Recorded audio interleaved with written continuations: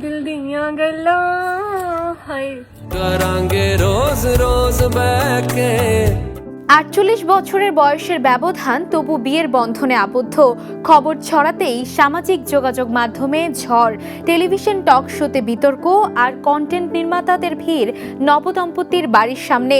70 বছর বয়সী হাকিম বাবরজিয়া বিয়ে করেছেন 22 বছরের এক তরুণীকে। এমন খবরে সরগরম পাকিস্তানের রাওয়ালপিন্ডি।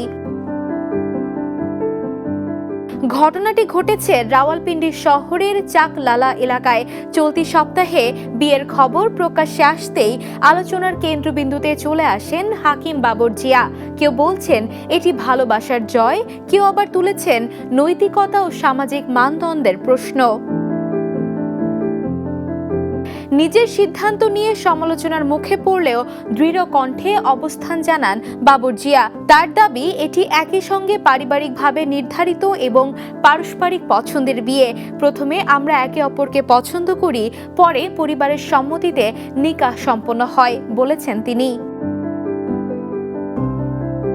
বয়সের বিশাল ব্যবধান নিয়ে প্রশ্ন উঠলে তার জবাব, বয়স কেবল একটি সংখ্যা, মন যদি তরুণ থাকে সেটাই আসল। তিনি আরও জানান তার স্ত্রী তালাকপ্রাপ্ত ছিলেন এবং ইসলামী বিধান মেনে বৈধভাবে বিয়ে করেছেন তিনি।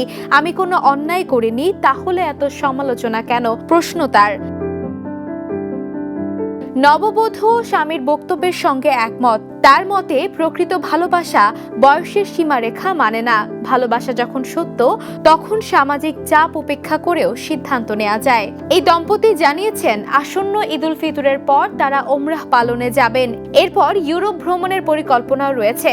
বিশেষ করে নেদারল্যান্ডসে যাওয়ার ইচ্ছার কথা জানিয়েছেন তারা। তবে সামাজিক যোগাযোগ মাধ্যমে প্রতিক্রিয়া বিভক্ত।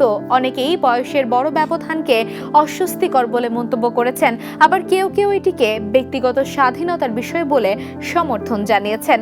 তবে বয়স, ভালোবাসা, সামাজিক রীতি সব মিলিয়ে এই বিয়ে এখন আলোচনার কেন্দ্রবিন্দু। Desk report, the news.